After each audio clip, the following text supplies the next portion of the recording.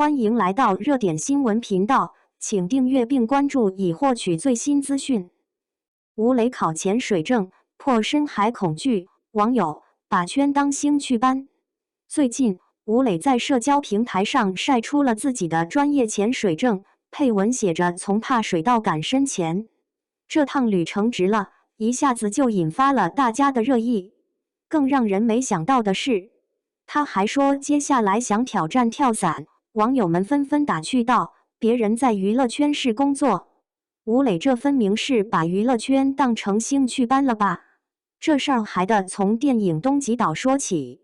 这部影片以海岛救援为主题，吴磊饰演的年轻潜水员是故事的核心人物。片中大量的水下戏份几乎贯穿了全片。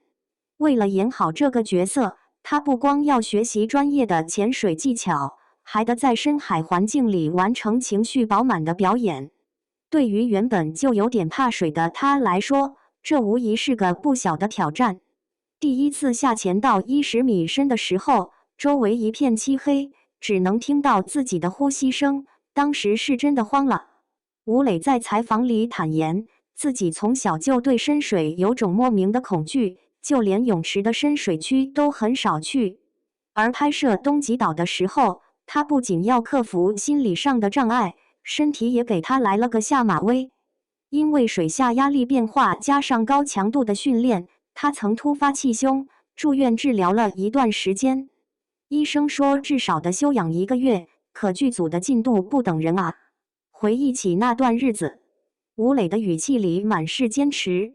出院之后，他一边遵照医嘱慢慢恢复，一边重新制定了训练计划，从潜水区的憋气练习开始，每天增加5秒，请专业教练1对1指导，反复模拟深海环境下的呼吸节奏，甚至休息的时候都带着潜水镜练习面部表情管理，就为了确保在水下能把情绪清晰地传递出来。剧组工作人员说，有一次拍夜潜的戏份，水下能见度还不到半米。吴磊要在这种环境里完成救人的激烈动作。当他从水里探出头时，脸上分不清是海水还是汗水，却笑着说："刚才摸到一条鱼，比想象中温柔。"这份乐观背后，是他私下里无数次的练习单式调整浮力控制装置的手势。他就对着镜子练了不下100遍。考取潜水证的过程也不轻松，理论考试要背熟几十种水下应急方案，实操考核时的在20米深的海底完成装备组装、同伴救援等8项任务。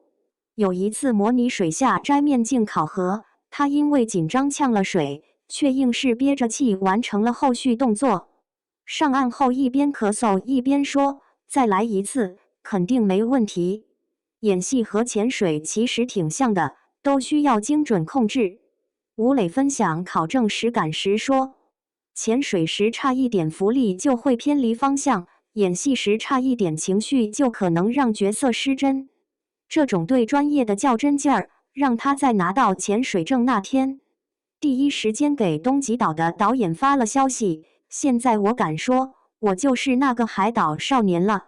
"其实，这已经不是吴磊第一次因为拍戏解锁新技能了。拍赛车题材的电影时，他考到了专业赛车执照；演网球运动员时，反手击球能和专业选手过招。就连看似小众的斯诺克，也因为一部年代剧练到能单杆清台。粉丝整理出他的技能清单，从骑马射箭到冲浪滑雪，密密麻麻列了20多项。难怪网友会调侃他把娱乐圈当兴趣班。面对这些调侃，吴磊倒是乐在其中。每次为了角色学新东西，都像打开了新世界的大门。如今刚拿下潜水证的他，又把目标对准了跳伞。听说从高空俯瞰的世界很不一样，想试试那种自由的感觉。从克服深海恐惧到挑战高空跳伞，吴磊用一个个新技能证明，演员的成长从来不止于镜头前。